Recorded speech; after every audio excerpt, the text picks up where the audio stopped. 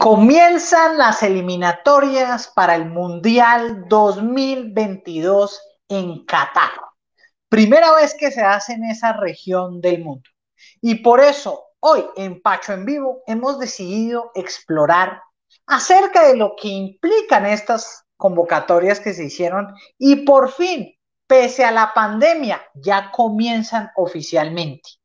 Por eso es importante analizar cada uno de los aspectos, el sociológico, el económico, el deportivo, el tema de la salud y de por qué el fútbol sigue siendo el motor a nivel del sentimiento del mundo. Comienzan las eliminatorias en la Conmebol específicamente, que se van a desarrollar en cada uno de los países en medio de una pandemia. Es la primera vez en la historia que se desarrollan unas eliminatorias en medio de una pandemia. Por eso va a ser interesante poder explorar el día de hoy cada uno de los elementos que rodean. Y aún más importante, vamos a iniciar la polla deportiva aquí en Pacho en Vivo. Así que recuerden, darle me gusta para saber quién se unió, compartir este programa y sobre todo comentar muchísimo. Aquí queremos bastante opinión por parte de ustedes. Y para eso, pues tengo un invitado muy especial. Estoy hablando de Andrés Morales, que es consultor y emprendedor de negocios deportivos, especialista en management y marketing deportivo. Hizo parte del equipo de administración de fútbol del Real Madrid, equipo que muchos odian y que otros aman con fervor. Es experto en inteligencia financiera para atletas y es un entusiasta de la tecnología deportiva, el comportamiento y el rendimiento humano. Y le doy la bienvenida a Pacho en Vivo. Muy buenas, Andrés. Pacho, muy buenas noches para ti. Un gran saludo para toda la audiencia que en este momento está conectada a la transmisión en vivo. Un gran saludo también para todos aquellos que se van a estar conectando a través de las otras plataformas o redes sociales. Y pues bien, estamos aquí para compartir todo el contenido y el conocimiento que pueda resultar entretenido y valioso para toda tu audiencia. Así que muchísimas gracias por la invitación a tu programa y encantado de participar. Excelente, Andrés. Y bueno, algunos creíamos, cuando empecé yo, por ejemplo, a hacer estos programas, que no iba a llegar ese proceso de las eliminatorias, pero vimos cómo en ciertas partes del mundo se reactivaron los partidos de fútbol sin gente en el estadio. Pero ocurría el caso que resultaba gente con COVID-19 y tenían que frenar. Cuéntanos un poco cuál ha sido tu percepción al respecto de el entrenamiento y los partidos de liga preeliminatorias durante una pandemia. Bueno, el tema deportivo netamente, si habláramos de las eliminatorias, yo creo que ha sido hasta este momento un impacto enorme, sin duda alguna, para la costumbre o el rendimiento del deportista. Bien sabemos que el rendimiento del deportista depende de la continuidad. Así que, sin duda alguna, este tema de la pandemia no solamente ha afectado en cuanto al rendimiento deportivo se refiere, sino también, por supuesto, a las cuentas que la UEFA, la FIFA, la Conmebol y cada una de las federaciones alrededor del planeta tienen ahora mismo. Entonces, eso de una parte, en cuanto a lo económico y al rendimiento deportivo, en cuanto a el universo social que atañe, pues, digamos, a todo este tema de las eliminatorias, también, pues, hemos visto una reducción en todo lo que tiene que ver en la asistencia a los estadios y, por supuesto, pues, digamos que es un punto en el que todo es incertidumbre o gran parte de todo lo que tiene que ver con el deporte, el fútbol, las eliminatorias, el mundial incluso, ha estado bajo un halo de incertidumbre muy importante. Y Andrés, digamos, yo no podría decir que soy un fanático del fútbol, pero sí soy un fanático de los mundiales. O sea, Sí. confieso que a mí me encanta ver las eliminatorias y me encanta y disfruto de los mundiales. Yo no veo los partidos tradicionales y demás. La gran pregunta es, y para todos los que están viéndonos esta noche es, bueno, si un jugador no está acostumbrado a poder jugar sin gente en el estadio, cómo eso afecta el rendimiento físico y emocional de ese jugador. ¿Han habido estudios o han habido análisis alrededor de eso? Mira, fíjate que recientemente leía una entrevista a un jugador profesional en el que se mencionaba acerca del impacto que mentalmente y emocionalmente eso genera en el rendimiento o en el espectáculo deportivo que se dé dentro del campo de juego. Y es que la algarabía y de una u otra manera también la hinchada alentando hace parte de ese proceso que bioquímicamente sucede en el cerebro del jugador para que eventualmente eso detone otros procesos al interior de todo lo que sucede en el rendimiento del jugador o del atleta. Y por supuesto, pues digamos que la no asistencia o que no se pueda asistir al estadio, pues también tiene un impacto sobre las finanzas de los equipos y en este caso particularmente de las federaciones. Recientemente la FIFA tuvo que salir a entregar ayudas para cada una de las federaciones con el propósito de aliviar un poco el impacto que económicamente eso significa para las federaciones. Entonces, un poco saliéndome de la pregunta que me estabas formulando hace un rato.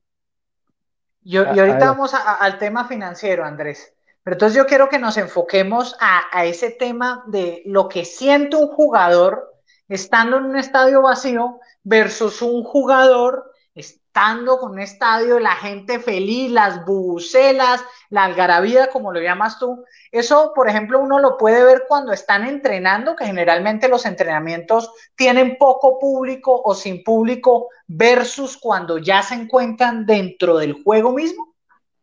Bueno, el entrenamiento es la preparación mental o el proceso que aborda ese jugador para eh, iniciar el proceso de competencia. Sin embargo, ese sabor especial, como ellos bien lo mencionan, solamente se obtiene a través de esa algarabía o de esa forma en la que las personas alientan ahí en el estadio. Eso genera adrenalina y ellos lo expresaban y de hecho hay ciertos estudios que revelan que el jugador justo antes de salir aún y cuando es experimentado tiene procesos bioquímicos que generan la activación de todos esos procesos motores que al final de cuentas terminan en esas jugadas o en esos procesos de velocidad mental, porque digamos que en el tema del fútbol particularmente, lo que ocurre al interior de la mente del jugador está más conectado con la velocidad mental.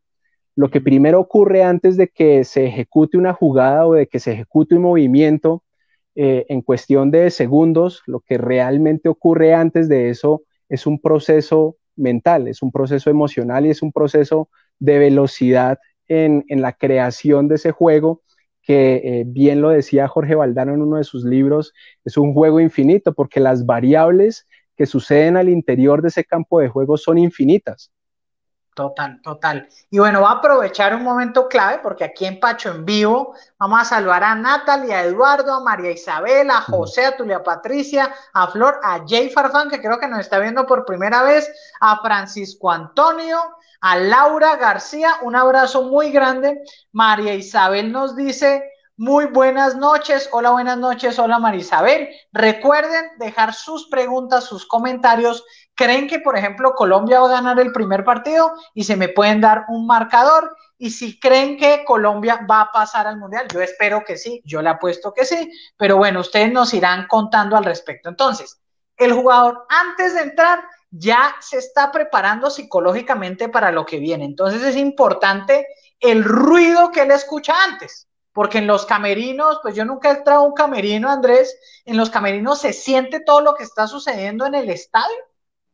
Absolutamente, absolutamente. El jugador desde el momento en el que inicia ese proceso de concentración que muchos de ustedes conocerán, desde ese mismo instante comienza ese proceso de enfoque mental hacia el objetivo final que es el de ganar y de cómo ese triunfo también significa no solamente un triunfo simbólico para su equipo, sino también para toda la comunidad o todos los hinchas y los fanáticos que siguen eventualmente a esa selección o eventualmente a ese club de fútbol. Total, total. Ok, entonces hay esa conexión. Sexy Milhaji podría decir que ese es el famoso flow, que es ese espacio en donde nos concentramos absolutamente en una actividad y la sacamos adelante. Entonces esa preparación el escuchar a la gente y el luego salir al campo y el observar un estadio lleno, pues eso lo debe llenar uno de muchísima emoción y eso lo motiva al jugador más aún, pues para dar lo mejor de sí.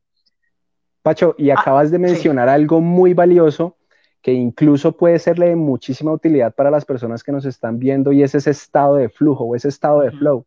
Entrar en esa zona en la que se conectan y se alinean por completo todos los procesos mentales, emocionales, espirituales y subconscientes que previamente han sido entrenados para ejecutar las actividades o las acciones que permitan acercar al jugador o en este caso a las personas a sus objetivos. Y fíjate que continuando un poco con este proceso de trabajo mental que hacen los jugadores, varios de los jugadores hacen procesos meditativos. Ellos, dentro de su proceso de entrenamiento, se sientan a meditar o buscan momentos en los que puedan entrar en esos estados meditativos que les permita entrenar también su mente para entrar en ese momento o en esa zona de flujo como tú bien lo llamaste. Total, total. Entonces ahí es donde uno ve y se da cuenta pues que el fútbol es mucho más allá de lo que vemos ahí en esos 90 minutos de juego más el tiempo extra, sino toda la preparación tanto física como psicológica. ¿Cómo ha afectado la pandemia a los jugadores? Una pregunta que uno se haría es, pues no es lo mismo ir a unas eliminatorias cuando tienes a todo el mundo habiendo jugado todo el tiempo, a los entrenadores con sus equipos, mientras que aquí hay lugares que, por ejemplo, no han dejado salir algunos jugadores. ¿Cómo los va o cómo crees que los puede afectar psicológicamente a los jugadores que, pues, que todo, de todo el mundo? Porque sin importar el país, a todos nos ha afectado la pandemia. Sin duda alguna, sin duda alguna. Y fíjate que en cuanto a la pandemia se refiere, ya varios jugadores han expresado que la cuarentena particularmente a ellos les ha impactado de una forma negativa muy fuerte en cuanto a sus procesos mentales. Y hace un rato te mencionaba acerca de los procesos bioquímicos que se liberan o que suceden al interior del cerebro de cada jugador porque cada vez que ellos están entrenando, pues están liberando ciertos químicos que ocurren en el cuerpo, que de una u otra manera también están generando cierto equilibrio en la mente. Por eso tan importante y por eso muchas personas se recomiendan hacer actividad física. Entonces, cuando dejan de ocurrir estos procesos bioquímicos y les sumas el encierro y les sumas que están dejando de una u otra manera también su profesión de forma temporal, y a eso se le suma también la presión económica, y a eso se le suma también que van pasando los días, las semanas, los meses, y todo es incertidumbre, porque la carrera de un futbolista, de un atleta, son ventanas de tiempo muy cortas. Entonces, todo eso ha sumado para terminar en eventuales casos de futbolistas que terminan muy impactados. Entonces, en este punto en el que arrancan las eliminatorias, yo te diría que deportivamente hablando hay mucha incertidumbre, porque a quienes eventualmente no hayan sido infectados por la pandemia, digamos que va a haber la incertidumbre de, ok, ¿cómo va a funcionar ahora mentalmente y corporalmente? Porque bajaron su ritmo, bajaron su continuidad en la ejecución de su profesión. Y de otra parte, también, además del tema económico y además de la incertidumbre, digamos que también se le suma el tema de que muchos futbolistas vienen, vienen acostumbrados a ganar sumas de dinero muy grandes. Todo este tema de la pandemia ha hecho que los Que jugadores bajen. de fútbol tengan que Sergio, cobrar menos. una pregunta ahí. Entonces tú me estás diciendo que, por ejemplo, un James ha ganado menos dinero durante la pandemia, o eso solo se refiere a cierto tipo de jugadores que son no el tipo A, sino más bien el tipo B o el tipo C. O sea, puede estar en primera liga, pero no es tan conocido como un James. O lo afectó a Messi o a James también esa parte Mira, financiera. el tema de las transferencias funciona como una escalera. Digamos que hay clubes de categoría muy alta que ya muchísimos de nosotros conocemos y hay clubes de fútbol de categorías más pequeñas. Y entonces, si los de categoría alta comienzan a mover el mercado con transferencias y a poner jugadores en otros clubes, pues hacen espacio para que todos los que están debajo de esa escalera se puedan estar moviendo. Entonces, estos clubes, que son los que mueven en general toda esa escalera de transferencias, pues se han visto impactados también porque económicamente dejaron de percibir mucho dinero a través de sus taquillas, dejaron de percibir dinero también de patrocinios, dejaron de percibir dinero, incluso me atrevería a decir que en algunos casos derechos de televisión porque se dejaron de transmitir básicamente los partidos de fútbol. Entonces todo eso genera una bola de nieve que al final de cuentas no solamente termina impactando un caso de un jugador de tipo A, sino también un jugador que está hasta ahora iniciando, que incluso está terminando su carrera, en el ocaso de su carrera, en las partes del fútbol más bajas.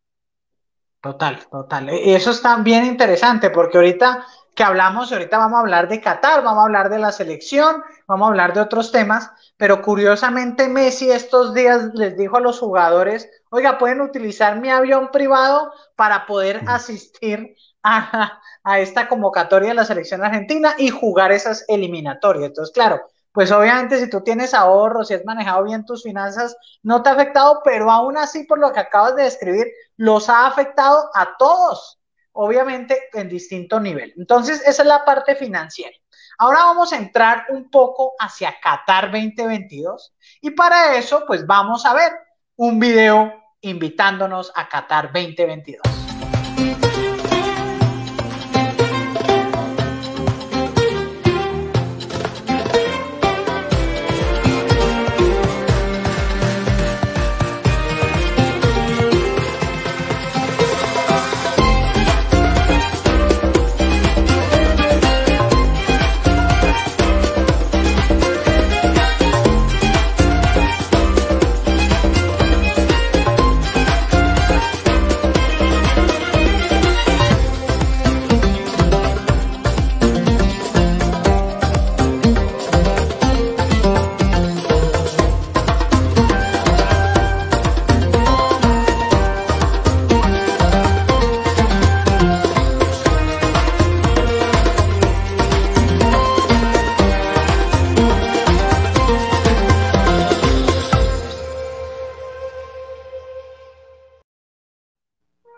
Y algo muy interesante, Andrés, revisando un poco la historia de Qatar, Qatar era un pueblo de pesqueros y fue a través de la visión, ¿cierto? Porque esto es un emirato árabe, fue a través de la visión de uno de los sheiks que dijo, oiga, podemos transformar las cosas, encontraron gas y luego se pusieron a investigar y desarrollaron una técnica llamada la licuefacción del gas. Esto ha hecho que Qatar sea el mayor exportador de gas de la zona y uno de los mayores del mundo. Y ellos han sido tan inteligentes, Andrés, que pasar de un pueblo pesquero en el desierto donde no había nada, hoy en día es el emirato más rico del mundo y la gente que vive en Qatar tiene el mayor PIB per cápita. Entonces, claro, hubo una cantidad de problemas de cómo ganó la sede. Hoy no vamos a hablar de eso porque pues ya vamos a tener el Mundial 2022, pero una de las características de Qatar, Andrés, es que hace un calor tremendo. La pregunta va, pese a que ahorita vamos a hablar de los estadios y les voy a mostrar los estadios, pero ¿cómo puede afectar el tener tú que estar en Qatar bajo temperaturas de 40 grados, 45 grados y luego entrar a un estadio que se aclimatiza y luego sales? ¿Eso cómo puede afectar el rendimiento de los jugadores ya hablando directamente en el Mundial, Andrés? Bueno, mira, Pacho, y para toda la audiencia, este es el primer Mundial que va a cambiar o que va a cambiar su fecha o el mes en el que se ejecuta el Mundial. Recordemos que Qatar se va a ejecutar en los meses de noviembre y diciembre, justamente para atenuar un poco todo el tema de lo que significa el calor en este lugar. Entonces, ya varios jugadores también expresaron su preocupación acerca de cómo vamos a afrontar nosotros esta situación, digamos, nueva, máxime cuando ya han habido casos previos en los que hay muerte súbita de jugadores justamente por el calor tan exhaustivo que se da. Y ahora fíjate que recientemente también han anunciado o han aparecido noticias en las que todo el proceso de construcción de los estadios, pues digamos que ha traído extranjeros o foráneos a este lugar, Qatar, para poder eh, eh, construir toda la infraestructura. Sin embargo, y el dato quizás más relevante y también un poco preocupante es que ya se han revelado 110 muertes de trabajadores que estando en sitio, que trabajando y construyendo los estadios para que se ejecute el mundial, pues lamentablemente han fallecido. Entonces, creo que ese es otro elemento también de incertidumbre por ser también, de una u otra manera, esto parece como un Rally Dakar que se va a celebrar prácticamente pues en un lugar absolutamente nuevo para los jugadores. Entonces, es otro elemento también que hará parte de la incertidumbre y de todo el elemento de entretenimiento Que que hará parte. representa un mundial. Y bueno, Exactamente. tú que hablabas de los estadios y que literal han sido construidos con sangre, quiero mostrarles la concepción del estadio principal en donde se va a jugar la final de fútbol de Qatar 2022. I'm really proud, I have to say. It's, I mean, we all want something to be a kind of legacy to our own effort as we live in this world. This is our first football stadium, which we designed with ACOM, and it's amazing to stand here in 2019. She would have really enjoyed it, and she'd be very happy with it because having worked with her for so long, the principles of architecture are about integrity and maintaining ideas that are resilient. Zaha is obviously Iraqi, and she... Y un componente que veíamos ahí en ese video, Andrés, es que hablan primero de la visionaria, la arquitecta Zaha Hadid, que provenía de Irak y desarrolló su estudio de arquitectura en Londres, que desafortunadamente falleció hace unos años, pero si uno mira los estadios y la concepción, es que los cataríes literal están sacando la casa por la ventana, tratando de mostrarse al mundo y diciendo, oiga, somos capaces de crear unos superestadios a cualquier costo, ¿sí? Desde traer a extranjeros para que los construyan, a traer a la mejor arquitecta del mundo para que los diseñe. Y al final Qatar quiere posicionarse porque tiene unos conflictos geopolíticos con otros emiratos, con Arabia Saudita, tiene conflictos con Irán, tiene alianzas con Turquía. Entonces, hablemos un poco de la política que se mueve alrededor de esto, porque hemos visto en los últimos años, Andrés, muchos escándalos de la FIFA, de corrupción. Incluso Amazon Prime tiene una serie de televisión enfocada a uno de esos escándalos. Cuéntanos cómo es esa relación entre los escándalos, la FIFA y el fútbol. Bueno, hago un pequeño paréntesis antes de responder tu pregunta y es que justamente hablando de Amazon, recientemente Amazon compró los derechos de un estadio justamente con el propósito de convertirlo en una insignia o en un llamado a todo el tema del cambio climático. El Climate Pledge, creo que si no estoy mal, ha bautizado este estadio.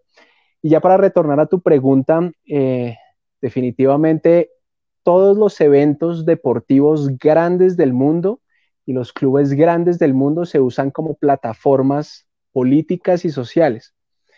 Y voy un poco a profundizar con un ejemplo muy relativo, muy alejado un poco, si se quiere, acerca del Mundial, y es que para el 2006-2003 más o menos, Roman Abramovich, un ruso que también construyó su fortuna a través del petróleo, decide comprar el Chelsea. Y la pregunta es ¿por qué? ¿Por qué estos grandes magnates deciden comprar clubes de fútbol o deciden incluso financiar eventos enormes deportivos? Y la respuesta es porque estos personajes, grandes magnates que han construido a través del petróleo sus fortunas, tienen la intención de también posicionarse con el propósito de ir en busca de negocios de infraestructura o de negocios de activaciones con otras marcas o alianzas con otras empresas, crear de una u otra manera relaciones que le permitan facilitar todo ese engranaje empresarial que ellos tienen. Y digamos que también algo que tiene que ver directamente ya con el Mundial es que este Mundial tiene sus antecedentes de corrupción y la FIFA tiene particularmente también sus antecedentes de corrupción.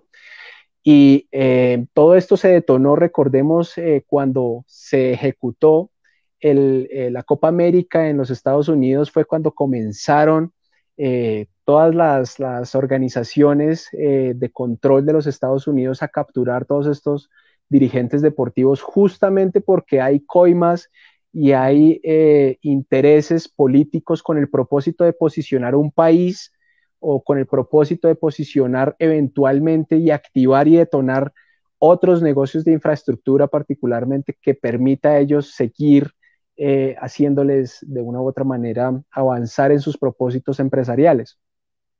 Entonces, de una u otra manera también muchos de los clubes de fútbol tienen muchas relaciones políticas. De hecho, en Estados Unidos hay un departamento dedicado a todo el tema de diplomacia deportiva. Y fíjate, le comparto y te comparto también otro caso, y es China construye un estadio en Costa Rica. Y la pregunta es, ¿por qué China tendría el interés de construir un estadio en Costa Rica? Y profundizando e investigando, evidentemente también hay razones políticas y de posicionamiento estratégico geopolítico. China, a través de un programa de infraestructura a nivel global, en el que plantea construir infraestructura para muchos países con el propósito de expandir a través de algo que bautizó el Belt and Road.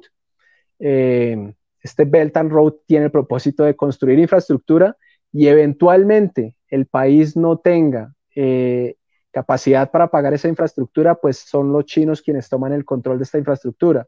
O en el caso del Estadio de Costa Rica fue con el propósito de buscar votos en la ONU, si no estoy mal, para poder eventualmente continuar con el propósito de avanzar en la recuperación de Hong Kong y de Taiwán.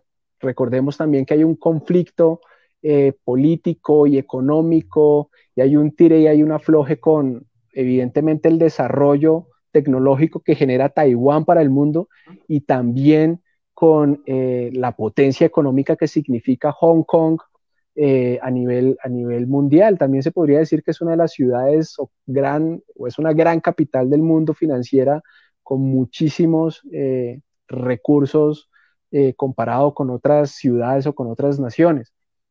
Total, Andrés, y eso me parece súper interesante porque esa es la otra cara del fútbol, ¿sí? Y es la cara en la cual se utiliza con unos fines políticos, unos fines económicos. Muchos analistas dicen que hoy en día la Federación Colombiana de Fútbol está envuelta en una cantidad de escándalos y los líderes no son los líderes que necesita una verdadera federación para salir adelante.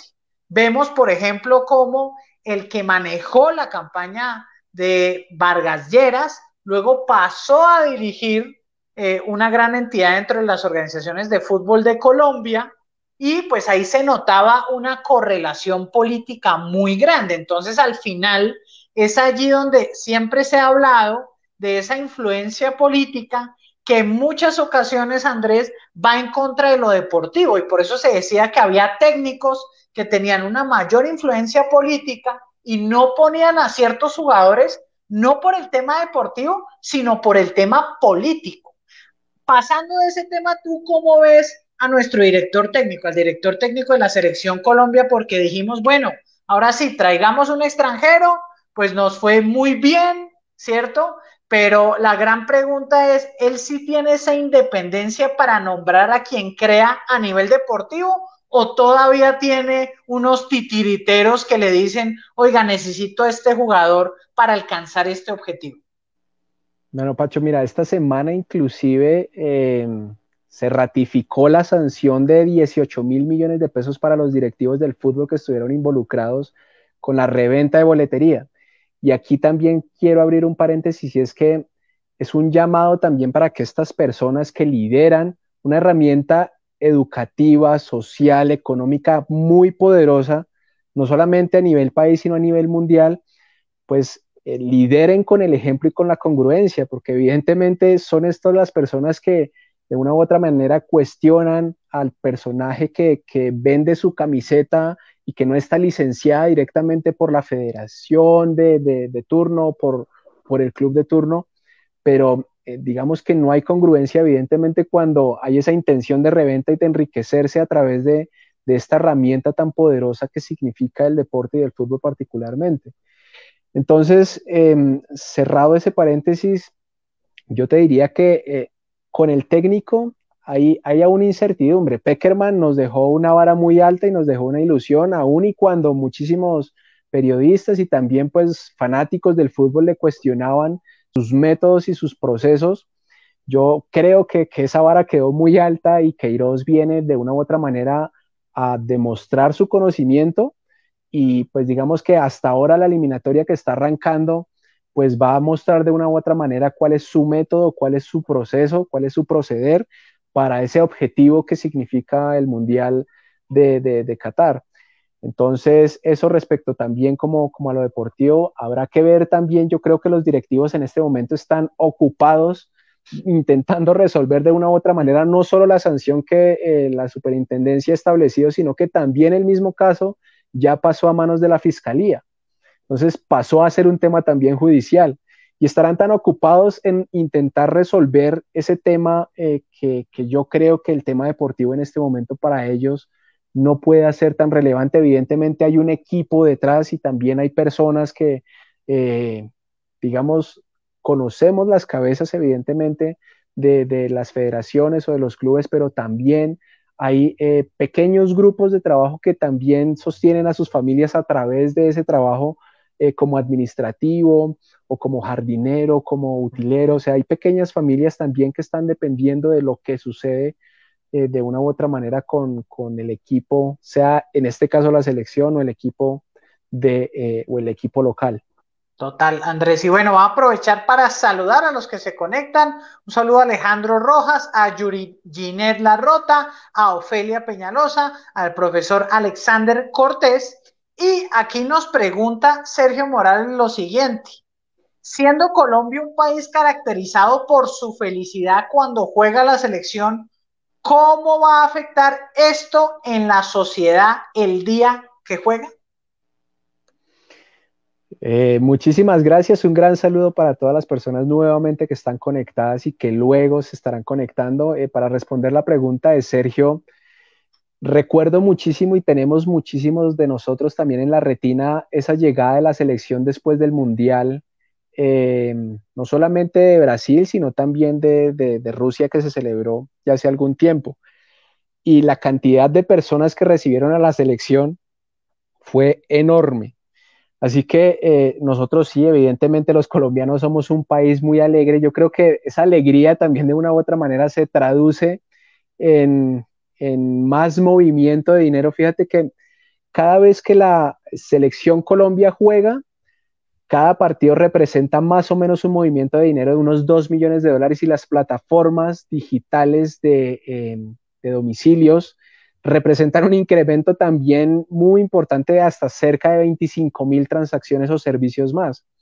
Entonces yo creo que esa alegría de una u otra manera, ahora que quizás no podamos o que algunos de nosotros decidamos ya no ir a compartirlo con el amigo o con la familia y que decidamos quedarnos para conservar de una u otra manera también la integridad de nuestra salud, creo que de una u otra manera eso al final de cuentas se va a traducir también en expresiones de afecto y de felicidad en las redes sociales y por supuesto también para cada una de las personas que eventualmente viven o que pueden aprovechar la oportunidad para poder hacer más servicios de domicilio en el caso de los domiciliarios o en el caso de los tenderos.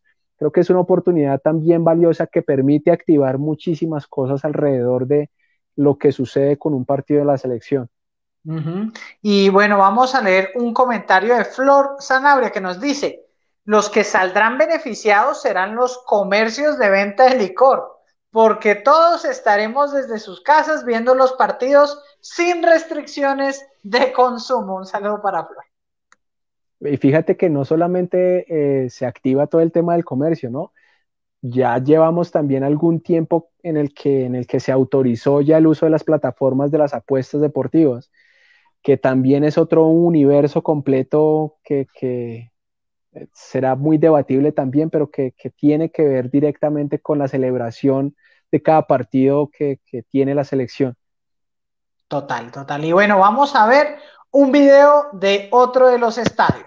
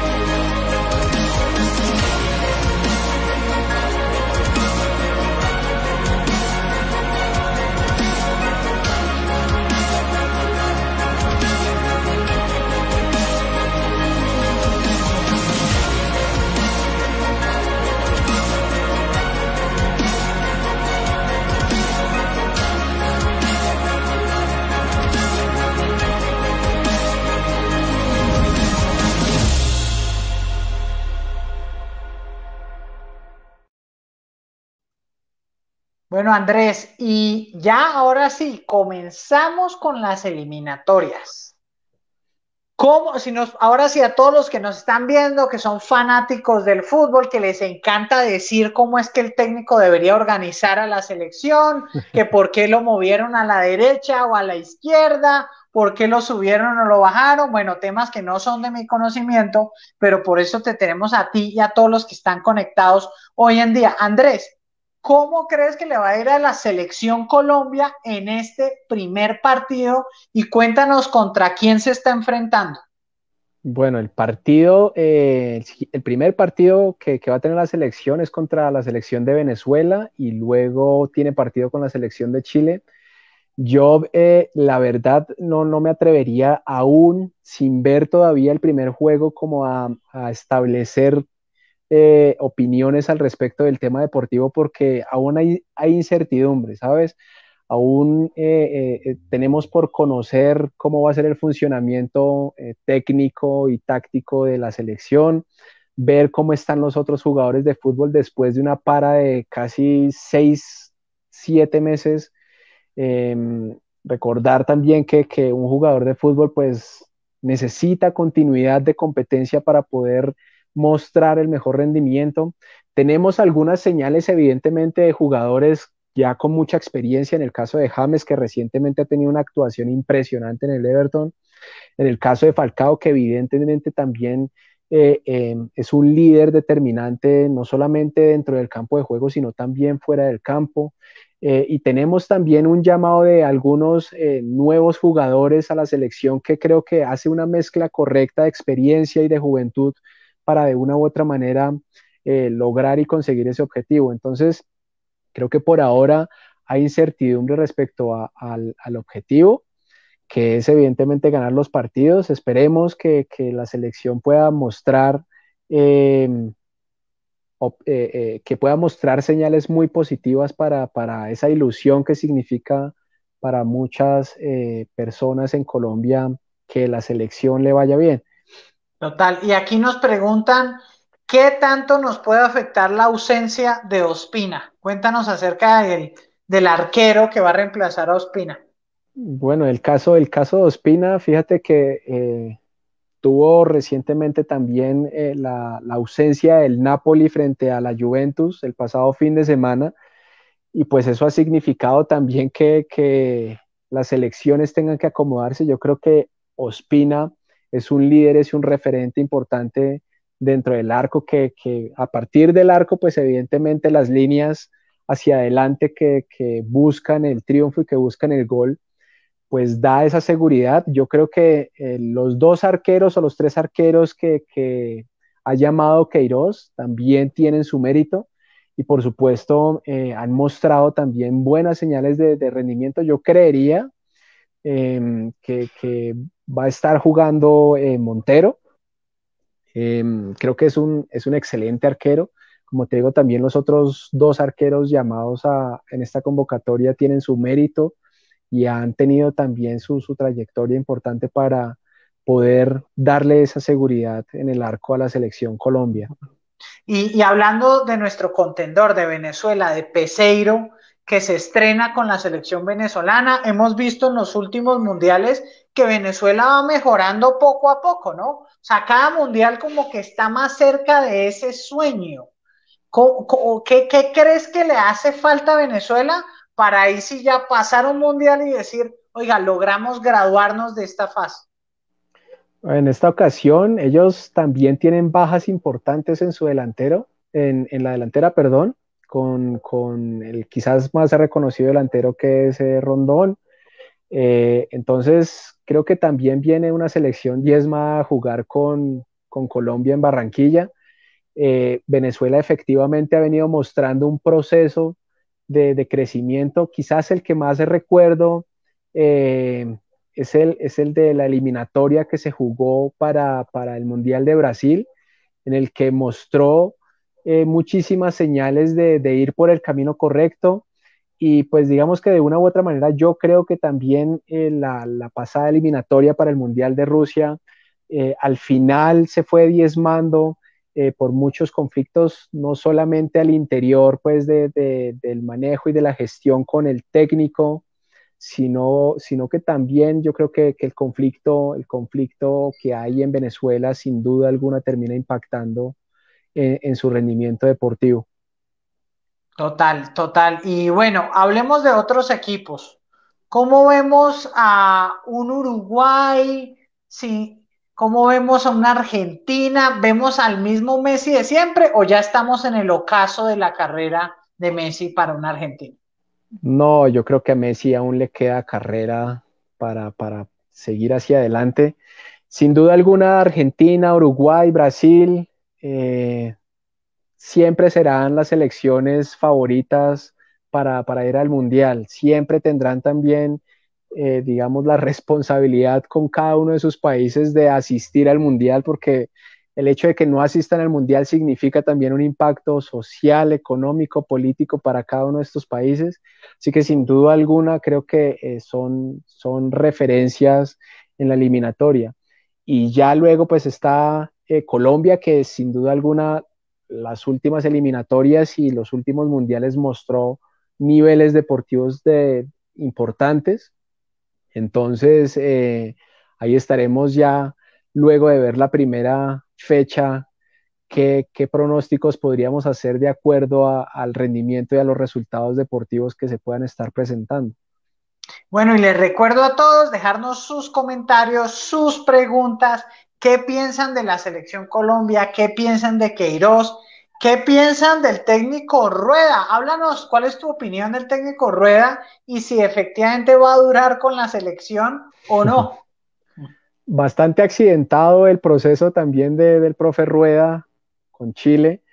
Recordemos que cuando él llegó pues había también conflictos al interior del vestuario, entonces llegó también a componer de una u otra manera o a recomponer más bien esa estabilidad en el vestuario. Luego el tema con la federación chilena también de una u otra manera hubo un tire y un afloje con el tema de la federación. Luego viene también la pandemia, entonces creo que le ha tocado gestionar un proceso bastante accidentado, diría yo, con la selección de Chile. Sin embargo, sin duda alguna que ha mostrado una gran capacidad para poder gestionar muchísimos vestuarios y también tendremos un representante seguramente muy importante como colombianos, perdón, ahí dirigiendo la selección de Chile, que también es otro de los seleccionados importantes en cuanto a lo deportivo se refiere. Total, y hablando de vestuarios, pues algo clave es ver los vestuarios de los estadios mundialistas.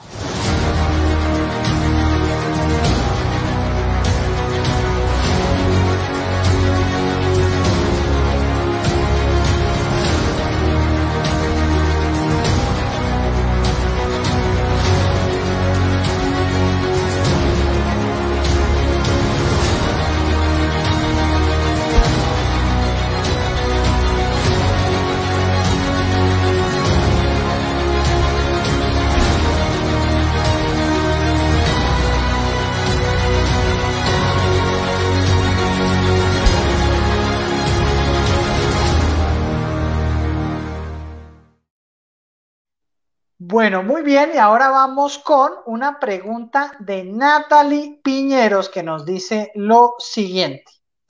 En caso de que Colombia califique, ¿cuál será el costo aproximado para ir a Qatar? Bueno, mi querida Natalie, te voy a comentar y luego Andrés nos complementará. Primero, pues debes tener en cuenta, el costo aproximado sería unos 20 millones de pesos, unos 5.500 dólares, pero pues digamos con un presupuesto bien bajito, ¿no? Obviamente, como todo en la vida, se puede ser un mochilero, pero pues no sabemos, mi querido Andrés, cómo esperamos que para el 2022 ya esté la vacuna, porque aquí ya en Colombia dijeron que se va a demorar hasta el 2023, entonces bueno, esperamos que para el 2022 ya esté, pero un tema clave pues son los costos. Y si uno analizaba los costos anteriores y si buscabas con tiempo, podías viajar Bogotá-Madrid pagando unos 3, 4 millones de pesos y de ahí Madrid-Doha te costaría 1,5 millones, unos 2 millones. Te puedes hospedar en un buen hotel en Doha. ¿El problema cuál va a ser? Pues que efectivamente un mundial atrae a muchísima gente y como Doha, la capital de Qatar, pues Qatar es una ciudad muy turística, pero no está diseñada para un mundial. Entonces se están creando nuevos lugares y va a ser muy competitivo y muy costoso. Podríamos hablar que cada noche te costaría unos 300.000 pesos colombianos haciendo las cosas bien.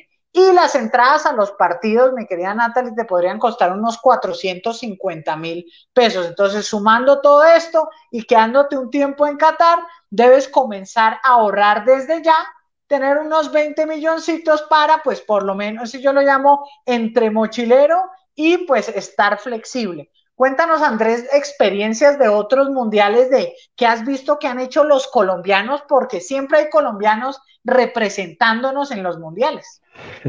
Bueno, sin duda alguna, quizá la referencia más importante es el mundial que se celebró en Brasil en 2014. Quizás fue el momento, la oportunidad que muchísimos colombianos eh, aprovecharon para poder asistir a un mundial estando muy, muy cerca. Luego, en cuanto al tema del Mundial de Qatar, bien tú lo decías, una cosa va a ser que celebremos ya la llegada de la vacuna y otra cosa va a ser la producción y la distribución masiva a nivel mundial. Eso sin duda alguna va a significar muchísimo tiempo y yo pondría en duda incluso que realmente para el 2022 se estén celebrando ya con una vacuna o con varias personas del planeta vacunadas el Mundial de Qatar. Escuchaba recientemente siguiendo a muchísimas comunidades de tecnología que lo que sí puede llegar a suceder para que nuevamente se regrese a este hábito de los eventos presenciales, bien sean deportivos o conciertos o cualquier otro tipo de evento sea presencial, es que se están diseñando pruebas rápidas para que eventualmente en los controles de estos eventos presenciales las personas puedan tener acceso y se sepa realmente que las personas que están dentro del evento pues no van a crear, digamos, más olas o picos con el tema de la pandemia. Entonces, creo que nuevamente, el tema de la vacuna, yo dudaría que para el 2022 se pueda estar celebrando con muchísimas personas ya con la certeza de que están vacunadas, pero sí, eventualmente podría existir la esperanza de que se desarrolle la tecnología que permita establecer, pues digamos, este diagnóstico rápido de manera efectiva y de manera acertada, ¿no? Confiable. Y además hay un elemento clave, y lo hablamos cuando en una universidad de los Estados Unidos con financiación de la NBA, mi querido Andrés, desarrollaron un test de saliva para justamente optimizar estos procesos. ¿Cuál es la ventaja? Fly Emirates, una de las mejores aerolíneas del mundo que me encanta yo, o sea, cada vez que puedo viajo en esa aerolínea, ellos ya tienen todos unos protocolos para identificación de pasajeros. O sea, a ellos no les pasó como en el aeropuerto El Dorado que dejaron entrar gente con COVID. Entonces, Qatar Airways también es muy buena en eso. Y yo sí creo, como lo que tú dices, para el 2022, si hay vacuna en unas partes del mundo, igual tendrán estos mecanismos de forma de identificación rápida. Y pues sería muy triste si una persona paga todo para ir a Qatar, para llegar allá y que le digan, señor, no puede entrar, va a tener que durar 14 días en cuarentena y se va a perder los partidos, cosa que podría llegar a suceder. Y bueno, les recuerdo a todos, nos quedan pocos minutos para dejar sus comentarios, sus preguntas acerca de lo que estamos hablando el día de hoy. Y Natalie nos tiene otra pregunta que dice, ¿los problemas geopolíticos y religiosos pueden afectar el desarrollo normal del mundial, teniendo en cuenta que el mundial se vive como una fiesta, Andrés? Natalie, gracias por tu pregunta.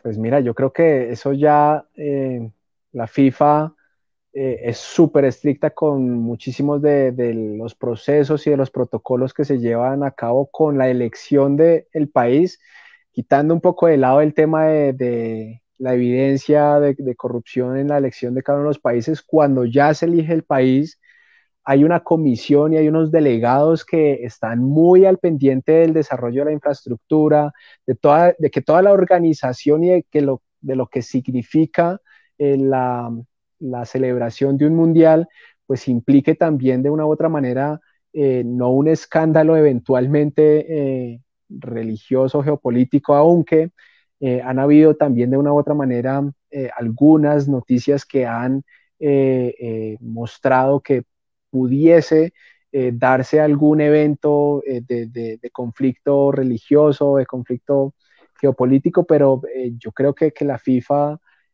con sus delegados y con su comisión y con cada uno de las personas con las que se apoya para establecer los adecuados procesos, garantizarán y tendrán que garantizar la seguridad de cada uno de los fanáticos y de las personas que eventualmente si se puede llegar allá al Mundial de Qatar, porque aún hay incertidumbre con el tema de los estadios en cuanto a la asistencia, ¿no?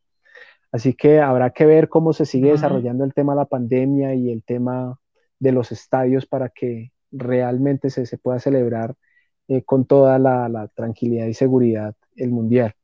Y hablando de estadios, vamos a ver ese proceso de construcción de uno de los estadios.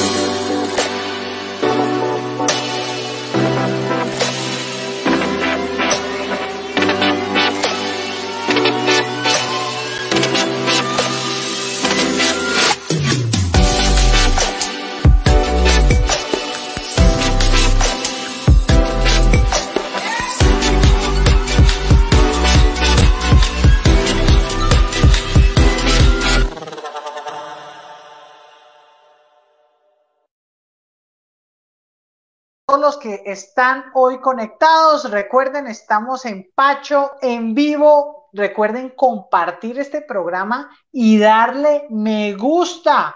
Nos quedan pocos minutos con nuestro invitado el día de hoy, Andrés. Andrés, bueno, ya hemos explorado el tema psicológico, el tema físico, también el tema político, hemos explorado también el, esta globalidad que tiene el fútbol.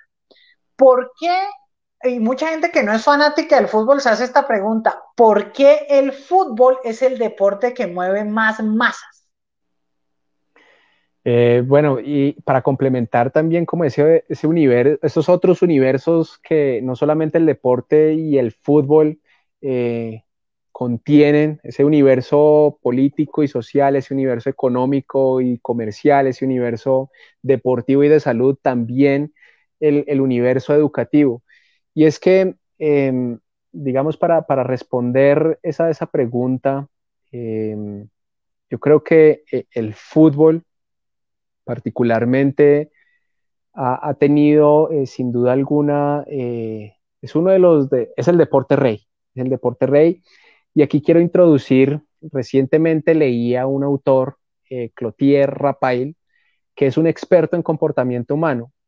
Y a través de su libro de El Código Cultural, él, digamos, se dio a la tarea de investigar la razón del por qué las decisiones o el comportamiento y lo que compran las personas. Y eventualmente el fútbol particularmente tiene un símbolo de pertenencia, de tribu. Nosotros los seres humanos de forma subconsciente o inconsciente siempre buscamos afiliarnos hacia una tribu. Nacemos en una familia que eventualmente nos reconoce y reconocemos nuestra tribu.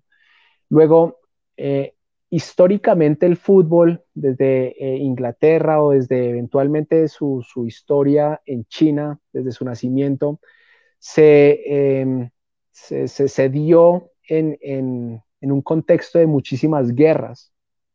Y entonces, cuando tú te pones a analizar la razón por la que este sentido de pertenencia con una bandera, con un escudo o con un jugador de fútbol, lo que estos jugadores de fútbol y el fútbol está representando para las personas es ese sentido de pertenencia.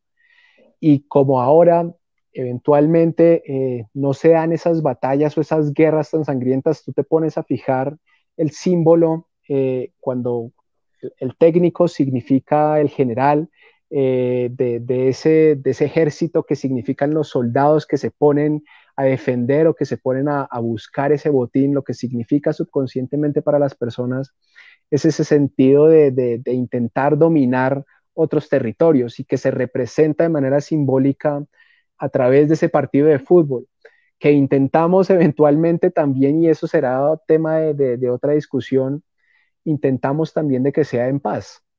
Pero fíjate la relación que existe subconsciente y que se expresó a través de este experto en comportamiento humano y el fútbol, y esa relación que existe entre el fútbol y las antiquísimas batallas o guerras que se daban entre las naciones o entre ciertas tribus que terminaron representándose en el fútbol o en este deporte que hoy es el deporte rey.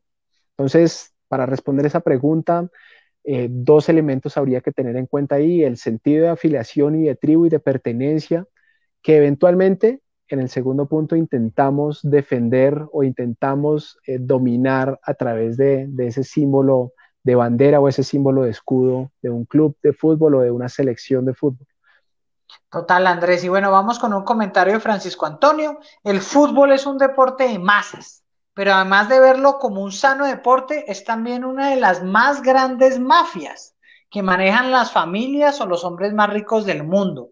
Es un negocio y un negocio de apuestas, donde los jugadores destacados ganan inverosímiles e impensables sumas de dinero.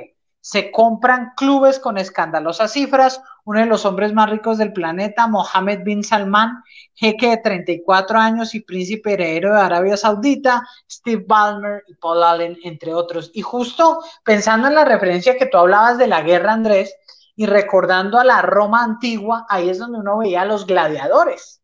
Y era esos gladiadores a los cuales les invertían ese dinero. O sea, pese a que eran esclavos, entre mejor le fuera ese gladiador, mejor lo consentían o lo trataban para su próxima competencia. Entonces, por eso los jugadores de fútbol actuales, ¿sí? Un Messi, un James, que ganan unas sumas de dinero impresionantes, representan a esos gladiadores modernos que son los que nos emocionan, los que ponen a la gente a llorar, y lo que tú dices, ese reconocimiento de esa tribu combinado con ese deseo de conquistar esa bandera es representada en mi gladiador.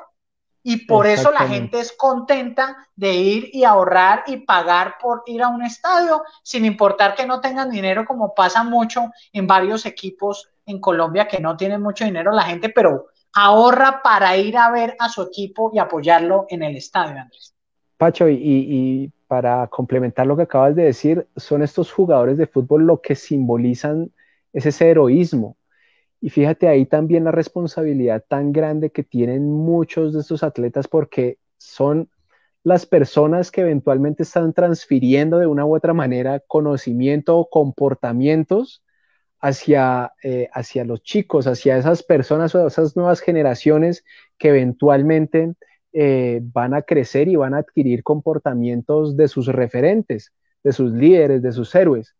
Y ahí es donde quisiera también acuñar uno de los propósitos que de una u otra manera me trajeron a mí al deporte, y es el fútbol y el deporte particularmente son como esa pancarta gigante que tiene un superpoder de tener una voz muy importante para el mundo y para los chicos y para la educación de muchísimas personas en el mundo.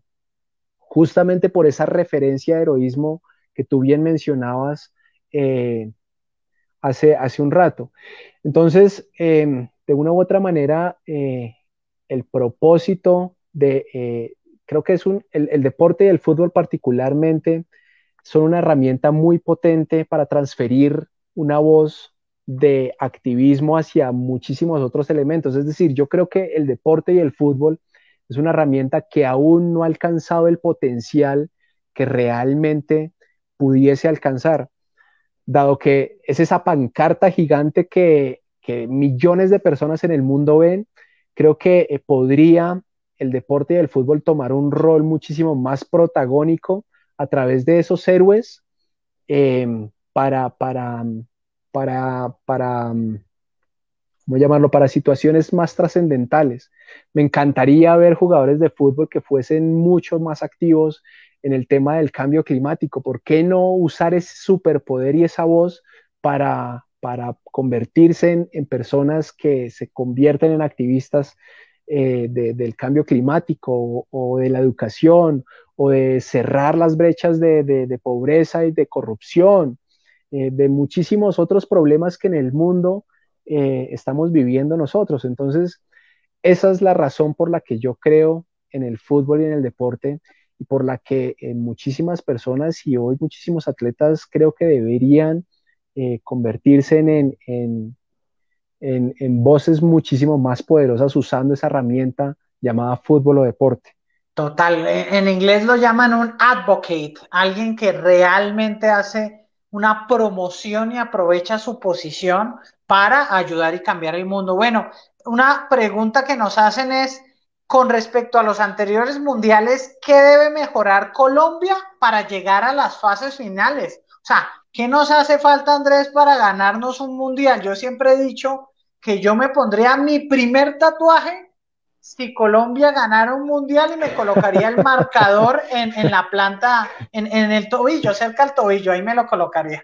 Bien pequeñito, pero me lo colocaría.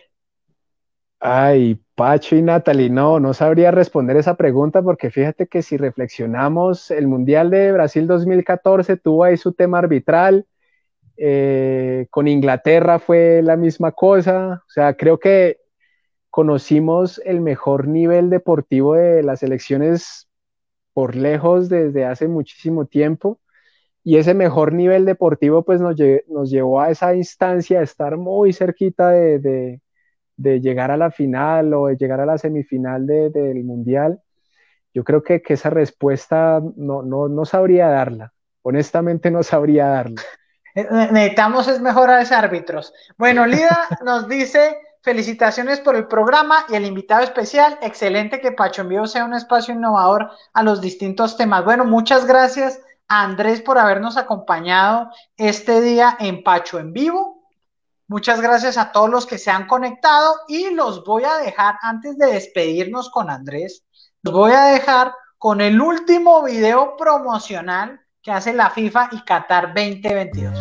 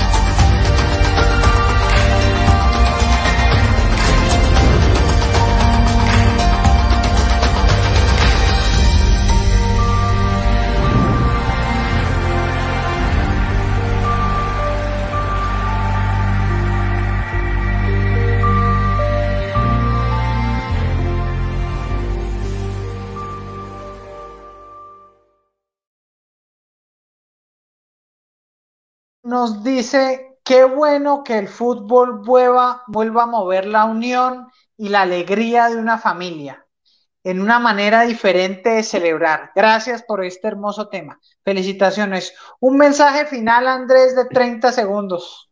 Pacho, nada, desear que toda la audiencia que nos está viendo goce de salud en estos momentos de pandemia, que sus familias también gocen de buena salud y esperemos salir pronto de este tema que sin duda alguna marcó la historia de la humanidad.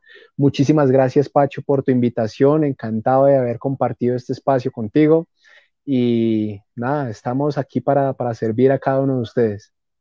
Muchas gracias a todos. Recuerden, este despacho en vivo.